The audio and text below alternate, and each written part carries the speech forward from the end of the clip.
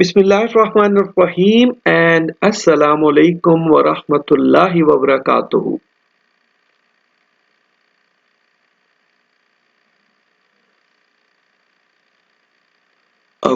Welcome to Quran class. आज की Quran class में हम सबक नंबर 4 जो कि है हदायत और रहनुमाई, ये हम पढ़ेंगे। और इस चैप्टर में, इस सबक में हम अल्लाह रब्बुल इज़्ज़त के अहकाम की बात करते हैं।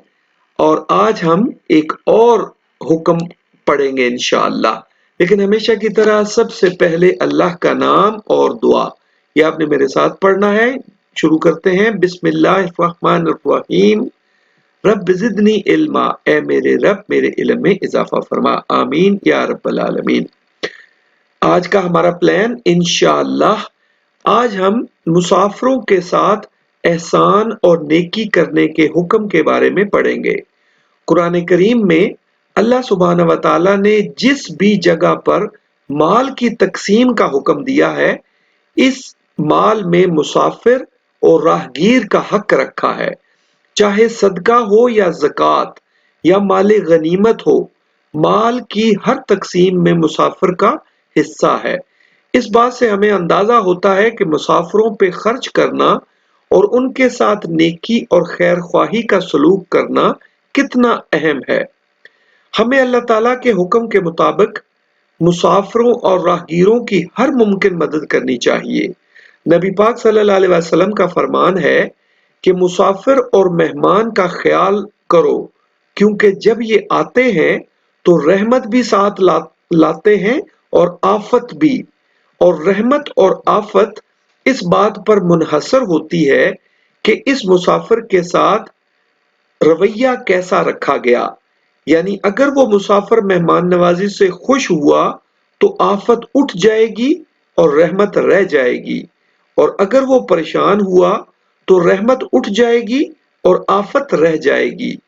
मुसाफिरों की सहूलत और आसानी के लिए रास्ते की रुकावटें दूर करना भी एक नेकी है। आजकल हमारे कुछ लोग इस बात को नहीं समझते और वो गली में ही शादियों के या मजहबी प्रोग्राम्स के लिए टेंट वगैरह लगाकर रास्ता बंद कर देते हैं, जिससे मुसाफिरों को आने जाने में बेजा तकलीफ होती है। इसी तरह रास्ते में कूड़ा करकट फेंक देना या पुरानी बेकार अशिया फेंक कर रास्ता बंद कर देना भी एक बहुत गलत और गुनाह वाली बात है, जिससे हमें बाज रहना चाहिए। यानी हमें कोई ऐसा काम नहीं करना चाहिए जिससे मुसाफिरों को तकलीफ हो, मुसाफिरों को परेशानी हो। और दूसरी बात कि मेहमान भी मुसाफिर होता है और मेहमान नवाजी जो है वो बहुत अहम चीज है। अब नेक्स्ट पेज पे जाते हैं और हम पढ़ रहे हैं कुरान क्लास सबक नंबर 4 हदायत और रहनुमाई। और आज हम पढ़ रहे हैं मुसाफिरों के साथ नेक सलूक। और उसमें हम सबसे पहले सूरतुल तौबा जो है 9 नंबर की सूरत है, इसकी आयत नंबर 60 ये हम पढ़ेंगे।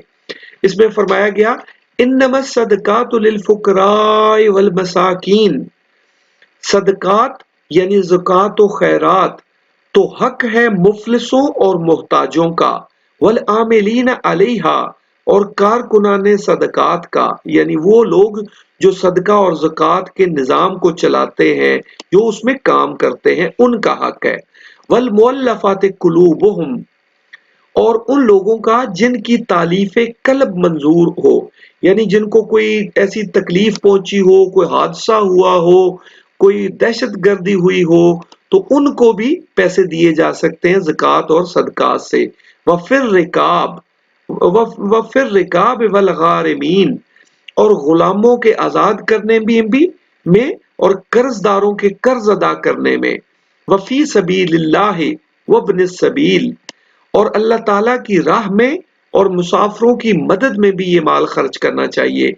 अब यहाँ पे देखो, ये मुसाफिरों की मदद का जिक्र आ गया यहाँ पे। फरीज़तम मिनल्लाह, ये हकूक अल्लाह ताला की तरफ से मुकर्रर कर दिए गए हैं। वल्लाहु अलीमुन हकीम, और अल्लाह ताला जानने वाला और हिकमत वाला है। तो इस आयत में हमने देखा कि माल खर्च करना या सदका या ज़कात में भी मुसाफिरों کا حق ہوتا ہے اس میں بھی مسافروں کے لیے یعنی مسافروں کی مدد کا انتظام کرنا چاہیے۔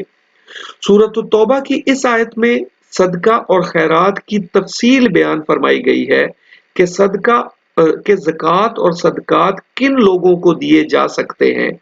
ان میں مسافروں کو بھی شامل کیا گیا ہے۔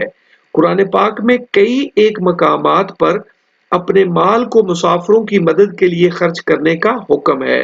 سورۃ البقرہ میں فرمایا گیا کہ اللہ کی محبت میں اپنا عزیز مال رشتہ داروں اور یتیموں اور مسکینوں اور راہگیروں اور سائلوں کو دیا کرو۔ سائل وہ ہوتے ہیں مانگنے والے جو غریب لوگ ہوتے ہیں اور مانگتے ہیں، ان کو بھی دیا کرو۔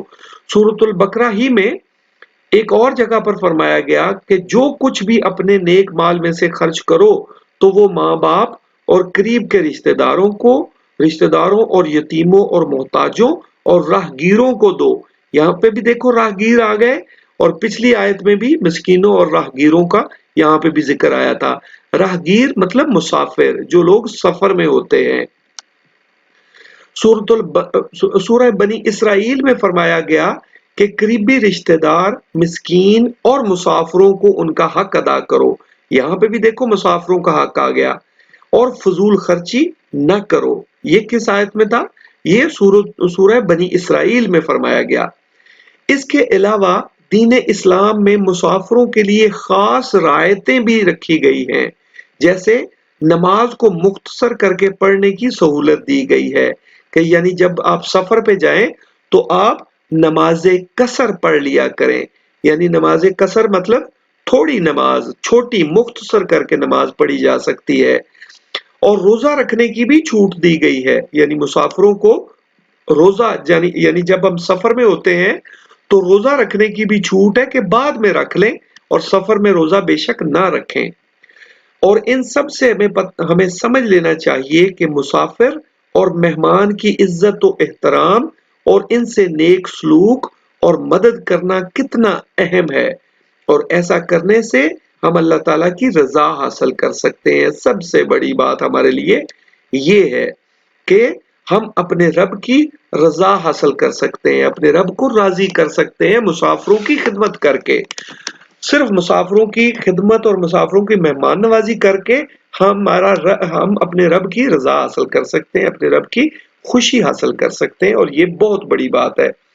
اور اب ہم نیکسٹ پیج پہ جائیں گے اور ہم کہیں گے الحمدللہ کہ اللہ تعالیٰ کا شکر ہے کہ آج ہم نے مسافروں کے حقوق کے بارے میں پڑھا اور یہ جانا کہ اللہ تعالیٰ نے ہمیں مسافروں کی مدد اور ان کے ساتھ نیکی اور احسان کرنے کا حکم دیا ہے، اور قرآن پاک میں کئی ایک مقامات پر مسافروں کے لیے اپنا مال خرچ کرنے کا حکم فرمایا گیا ہے۔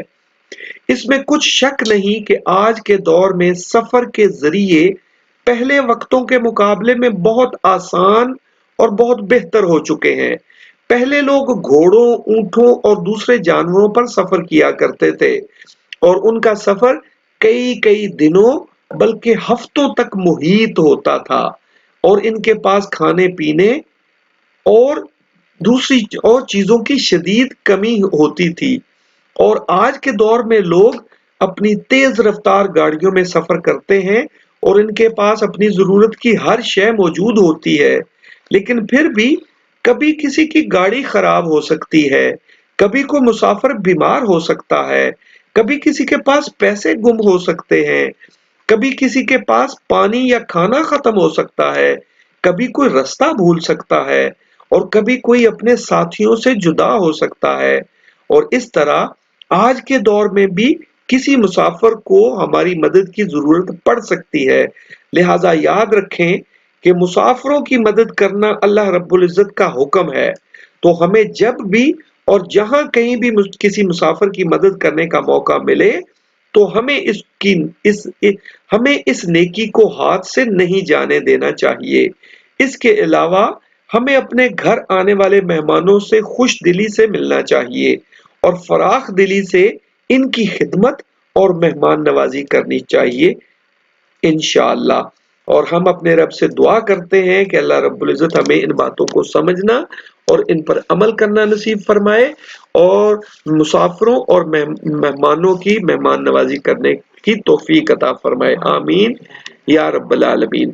اب آپ نے سب سے پہلے کام کیا کرنا ہے کہ اس بات کو اچھے طریقے سے سمجھنا ہے، اور سمجھنے کے لیے کلاس ورک ہے کہ آپ نے 4 سوال بنانے ہیں یا 4 پوائنٹ بنانے ہیں اس ٹاپک پر، اسی موضوع پر، اور پھر کرنے والا کام یہ ہے کہ آپ نے گھر میں اپنے رشتہ داروں، اپنے دوستوں کو 4 لوگوں کو یہی پیغام پہنچانا ہے اور ان کو سمجھانا ہے کہ مسافروں کی مدد کرنی چاہیے، مسافروں کے ساتھ نیک سلوک کرنا چاہیے، ان پر اپنا مال خرچ کرنا چاہیے، ان کی مہمان نوازی کرنی چاہیے اور ان کو کوئی تکلیف، کوئی دکھ نہیں دینا چاہیے، کیونکہ مہمان اللہ کی رحمت ہوتے ہیں اور مہمانوں کے ساتھ اللہ کی رحمت آتی ہے، رائٹ؟